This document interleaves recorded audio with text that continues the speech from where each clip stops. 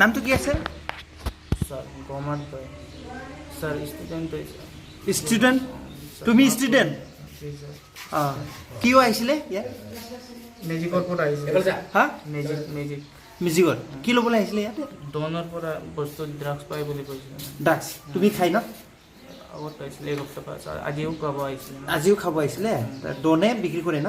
বিক্ৰী কৰিছে কৰিছিলে আজি পাইছে নাই মানুহ আজি কোৱা নাই দুইজন ল'ৰা মই সোমাইছিলে মানে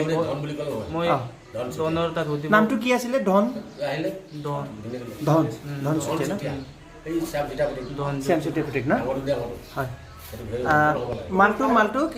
আজি কিমান লৈছিলে তুমি নাই লোৱাই নাই মই গেটত সোমাইছিলে মানে দুইজন ল'ৰা আছে বুলি তোমাক মাতিছিলে ন নাই মাতা নাই মই সুধিব আহিছিলে সুধিবহে আহিছিলে আৰু বেলেগ ল'ৰাও তাত আহিছিলে ইয়াৰ পৰা কিমান বাৰ ল'লে আপুনি ইয়াৰ পৰা আগত লৈছিলে ন আজিও ল'বলৈ আহিছিলে আজি কেইজনমান আহিছিলে কোনে আহিছিলে মই অকলে আহিছিলে লগত দুজন মোৰ লগত নাছিলে সেই দুইজন তাত সিহঁতেও কিনিব আহিছিলে অকলে তাত তুমি ক'ৰ পৰা আহিছে চেৰেন কোন কি জেগা হয় এই ৰেলৱে পাৰ কৰিলে হয় অৰুণাচল হয় ন আদি মানুহ তুমি অৰুণাচলৰ ন নামটো কি আছিলে তোমাৰ গমাৰ কি লিখে দৈ গমাৰ দৈ আদি মানুহ ন ডিষ্ট্ৰিক্ট কোনটো পৰে ডিষ্ট্ৰিক্ট লোৱাৰ চিয়াং এনেকৈ বিক্ৰী কৰা কাৰ তাত লয় আৰু ড্ৰাগছ কাৰ তাত পায় ইয়াতে চিমেণ্ট চাপৰিত মই এই ডন জ্যোতিৰ মাত্ৰ জানে বেলেগ মানুহ নাজানে ডন চুতীয়া ডন জ্যোতি চুতীয়া ন তাৰ পৰাই মাত্ৰ আৰু আগত কাৰ পৰা লৈছিলে সি নাথাকা হ'লে সি তাকে ৰোকে ডনৰ পৰাই লয় বেলেগ নাজানে মই ডনৰ পৰাই লৈ থাকে ন ডনৰ পৰাই আগতো লৈছে কেইবাৰ লৈছে আগত কেইবাৰ লৈছে আগত এসপ্তাহ পাছত আগত লৈছিলে এসপ্তাহ আগত লৈছিলে ন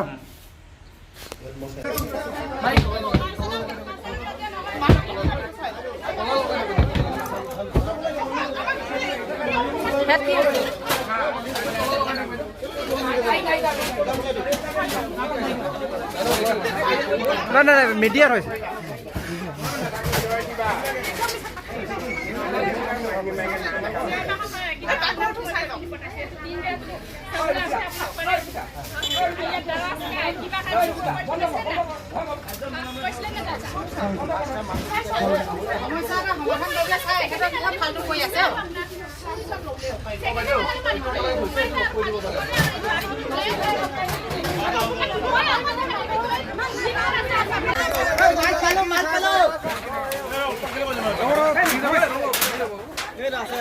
আছে আছে আছে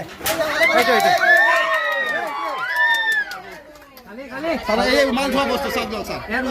এই এনেকুৱা চালানি মাল ৰাখে ছাৰ এই ওপৰটো ভালদৰে উঠি লওকচোন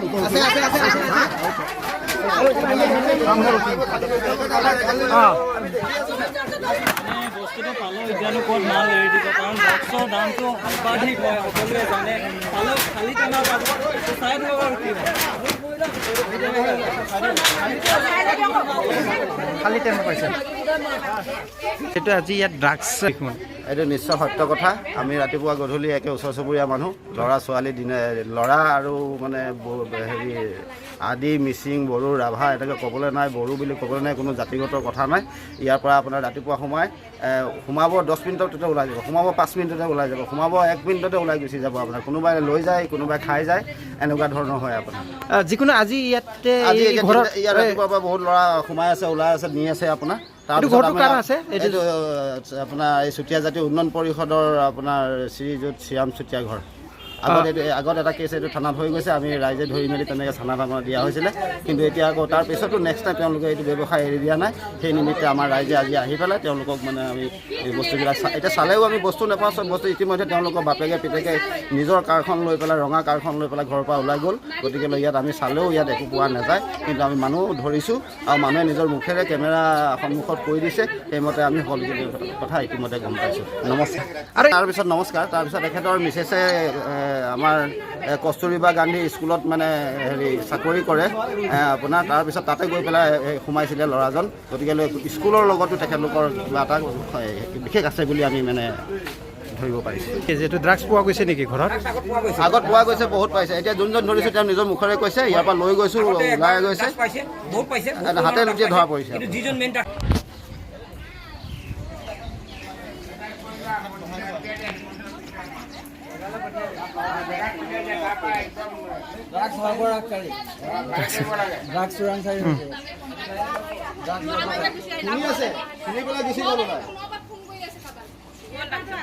যিহেতু চাওক, আমি এই কিছুদিনৰ পৰা প্ৰত্যক্ষ কৰিব পাৰিছোঁ যে চিমেণ্ট চাপৰিখন ভাং আৰু ড্ৰাগছৰ এখন ৰম্যভূমিলৈ পৰিণত হৈছে, যাৰ ফলত আমাৰ উঠি অহা প্ৰজন্মৰ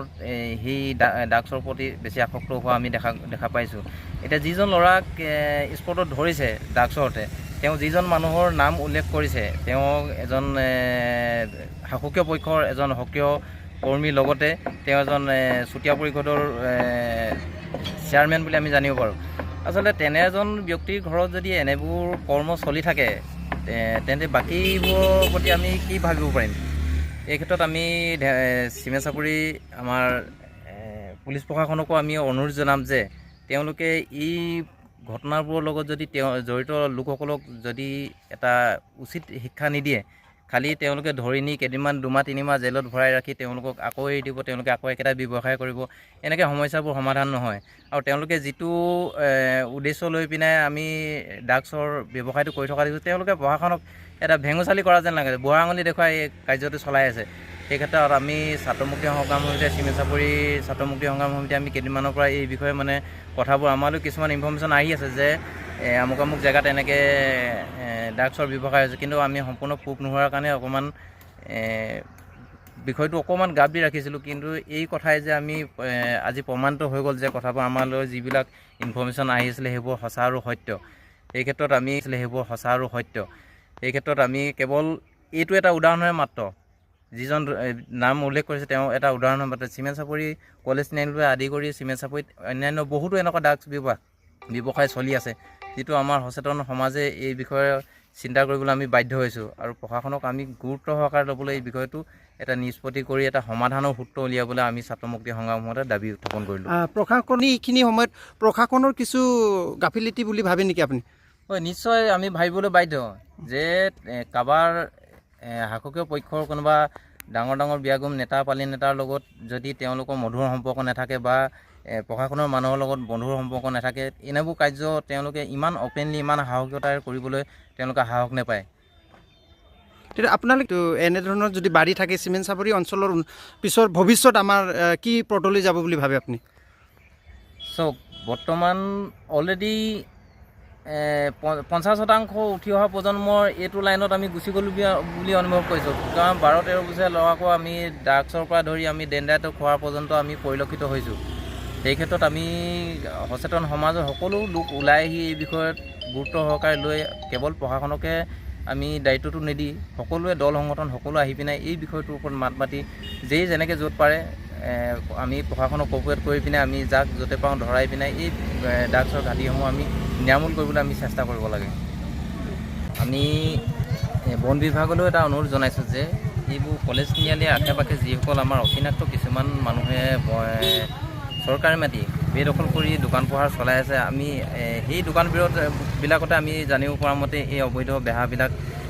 বেছিভাগ চলিবলৈ পোৱা আমি শুনো। গতিকে বন বিভাগে এই বিষয়টো গুৰুত্ব সহকাৰে লৈ এনেকুৱাবোৰ বন বিভাগে অবৈধভাৱে বহি থকা দোকান পোহাৰবোৰ যদি উচ্ছেদ কৰি দিয়ে, তেতিয়া এইবোৰ অকণমান মানে 2 নম্বৰী বেহাবিলাক যিবিলাক চলি আছে তেওঁ অকণমান নিৰামূল হ'ব বুলি আমি ভাবোঁ।